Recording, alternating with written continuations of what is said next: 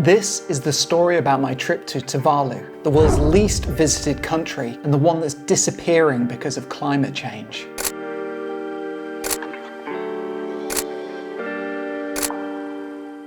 In this video, I'm going to tell you about the challenges that I faced in making this story. From wading through floodwaters to get the pictures, just struggling to get the photos published in some of the world's leading news outlets. And I want to share with you what I learned about photography on this journey to one of the world's most special but threatened places.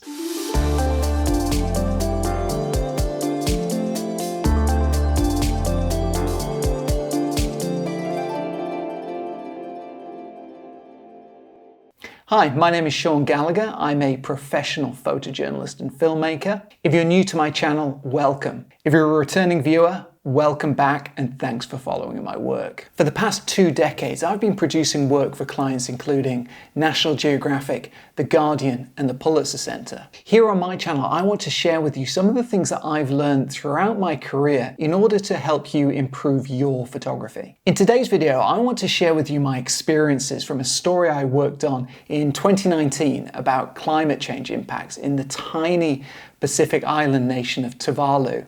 And I want to share with you some of the important lessons I learned while I was doing photography there. I had a lot of problems getting this project started, especially with finding publications who believed in the project. And I also had a lot of challenges in actually making the pictures in the field. Now, all of these I'm going to tell you about and share with you. And I want to explain how I overcame them to get this story out into the world. And you'll learn some useful skills and mindsets that you can apply to your own photography too. So, a little background first. So, as an environmental photojournalist, the story of rising sea levels was one that I'd always wanted to cover, especially how it's affecting island nations in the Pacific Ocean. So in late 2018, I read about this place called Tuvalu. Now don't worry, I'd never heard of it either, but it's a tiny island nation located in the southwest Pacific Ocean. And it's made up of about 9 main islands and coral atolls, and there are only about 9,000 people living there. This type of remote, little visited place is kind of exactly the type of story that I'm always on the lookout for, because I want to find places and stories that are unique and that haven't been photographed or reported on by other people. So I became absolutely fascinated by Tuvalu. As a photographer, one of the ways to get assignments is to actually pitch ideas to editors. So if editors like the story, then they might commission you to cover it. So that includes paying for your travel costs and maybe paying you a day rate to do an assignment while you're there photographing. So I was really excited about this story after I found out about Tuvalu, and I pitched it to some of the editors that I knew because I thought they'd be really interested in it. But to my surprise, actually, I got a lot of rejections. Now, as a professional photojournalist, I'm pretty used to ideas being rejected, but this one kind of stung a little because I really believed in this story. But they were really constrained by the budget, especially as it would take a lot of flights and it would actually cost quite a lot to go there. But those rejections didn't stop me. I knew that this was a great story, and I was just visualizing the pictures in my mind of these sinking islands, of flooded roads, of people losing their homes that were being washed away. And I just knew that I had to find a way to cover this story. So I decided to pay for my own flights and my own hotels and just go on my own. And I had no idea what I would find there, to be honest. I didn't know if it was going to be a success or a failure. But like many times in my career, I kind of just decided to bet on myself and just trust my instincts and took a gamble and decided to go.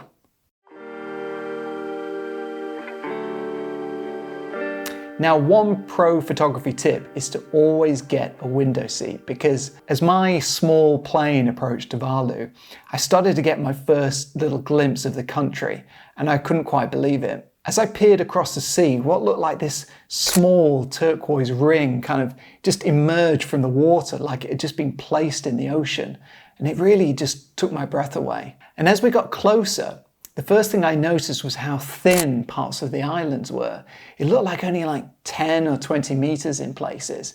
It was just incredible, and I didn't even know where our plane might land. But then as we got closer, I could see the runway because it dominated almost the whole of the island. And I'd never really seen anything quite like it. It was just an amazing sight. So when I go to a new place, I always try to make contact with local people before I arrive. And I especially like to contact local NGOs or charities who are specifically working on the issues that I am covering with that story. I find them a great gateway into the communities that I'm covering because when I arrive in a place, no one knows me. I don't have any special access, so I need to find a way to make contact with people who can open doors for me and introduce me into the community. So I made contact with the local Tuvalu Red Cross actually, and they actually agreed to introduce me to people. In exchange, I took some pictures for them while I was in Tuvalu. And after I got to know them, I actually even managed to pick up a couple of days of commissioned work from their head office in Fiji. So I was actually able to start making back a little bit of money that I'd spent on actually getting there, which was a nice bonus. But what I saw next as I explored the islands more really shocked me. Before we go on, you'll notice that this video isn't sponsored. Now, if you want to support my work and my channel, then consider downloading my ebook, The Camera Doesn't Matter, for some quick tips to improve your photography. When you download it, you'll also get a code that will give you a discount for my new photography course, The Photographer's Eye, from beginner to confident image maker. And within that course, there are almost 7 hours of video lessons there to help you improve your photography. If you're an intermediate or advanced photographer, then consider joining my mentorship program for one-on-one video calls with me and group calls. All the information about these can be found in the description below. Okay, let's go back to Tuvalu.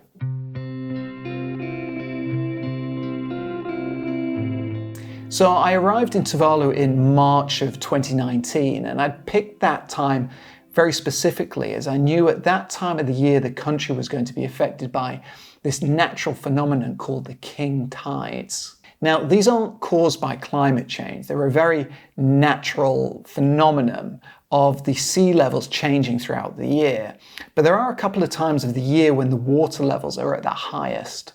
Now, the highest point of land in Tuvalu is only a few meters above sea level, which is one of the reasons why the country is so vulnerable to climate change impacts, especially rising sea levels. So I knew that by visiting at that time of the year, the impacts of rising sea levels were going to be at the most visually evident, which is really important for me as a photographer. So every day I would go out on a little scooter, riding up and down the main island of Fongafale, looking for areas that had been flooded to make pictures, and it really didn't take long to find those scenes. In some instances, the waves from the sea were washing onto roads and flooding public streets and homes. In other areas, the water was literally bubbling up through the floor because of the coral beneath the homes.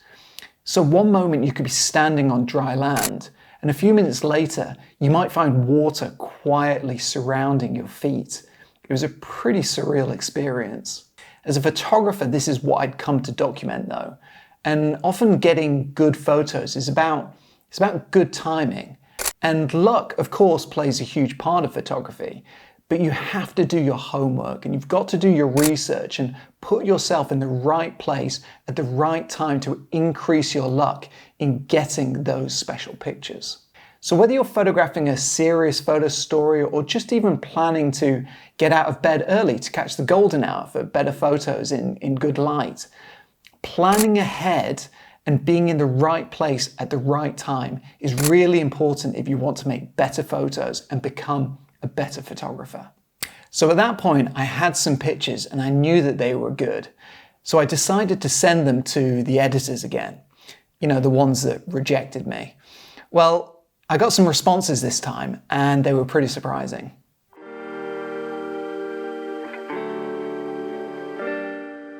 So, having sent my pictures to those editors to show them what I was actually witnessing Tuvalu, I had a hunch that if they could just see what I was seeing and witnessing, I might have a chance to get them published.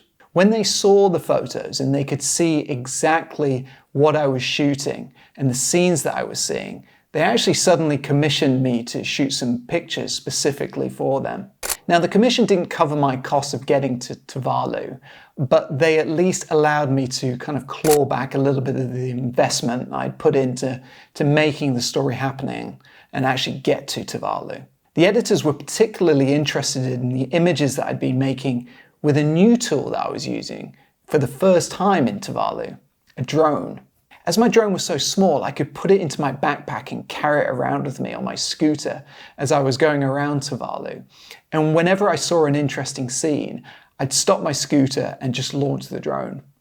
I quickly discovered it was giving me this completely new perspective on photography, especially life in Tuvalu. Just simple daily scenes became really fascinating when I viewed them from above.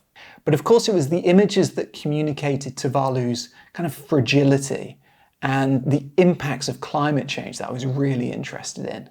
But from the air, it was so very clear how vulnerable Tuvalu was to the rising seas around it.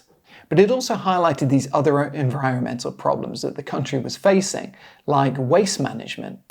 I mean, where do you put your waste when you're on a tiny island in the middle of the Pacific? I could see the effects of the pounding waves on the changing coastline. Trees fell in the surf as a result of erosion. Man-made structures were falling into the sea. And it was all so clear from the air. So whether you are taking a single photo or working on a photo story of your own, think about how you can change your perspective. This is key to finding those unique photos and also the unique angle to tell the story. Now, you could use a new type of camera, a different lens, or change your perspective and try to be just different to others who've photographed the same things before you. By doing this, it will make your images stand out, and I believe it's the key to how I got my photos published for this story. But no matter what you're photographing, you have to connect it to people. You have to find a way to get people to care, and the secret to how to do that is what I'll discuss next.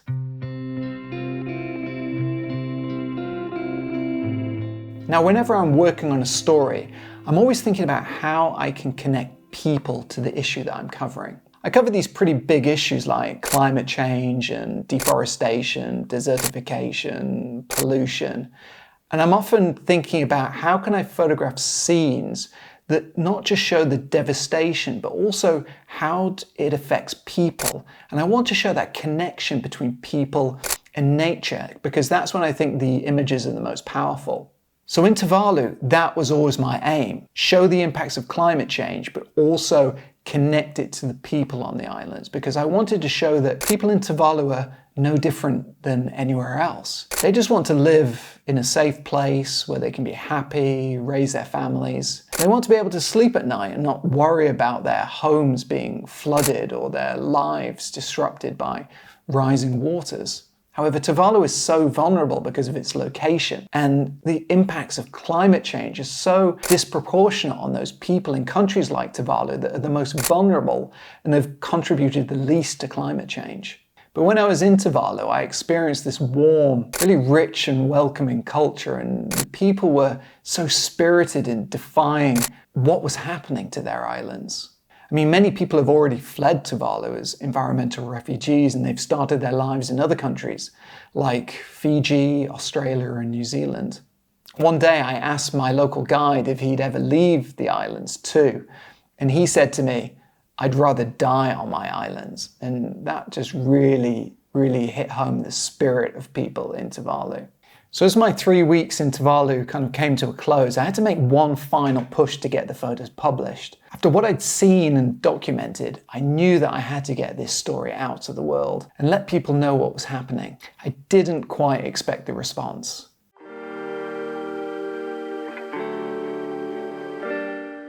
As I mentioned before, I'd managed to secure a few days of a commission while I was in Tuvalu. And that was for the UK's Guardian newspaper, which is one of the biggest news outlets in the world at the moment. I think it has an online readership of around 20 million people a month. Their first article about Tuvalu came out in May 2019, and my photos helped illustrate that story, which was written by one of their journalists. Now, just a couple of weeks later, they also featured a second article that was specifically dedicated to my photos, as I think they felt that not enough of them could be used in the first article. so they wanted to highlight more of them in the second one. So that was a really nice bonus and brought even more exposure to the project. Not long after that, I approached an editor that I knew at CNN, and they did a really in-depth interview with me, specifically featuring lots of the drone photos that I made in Tuvalu as well.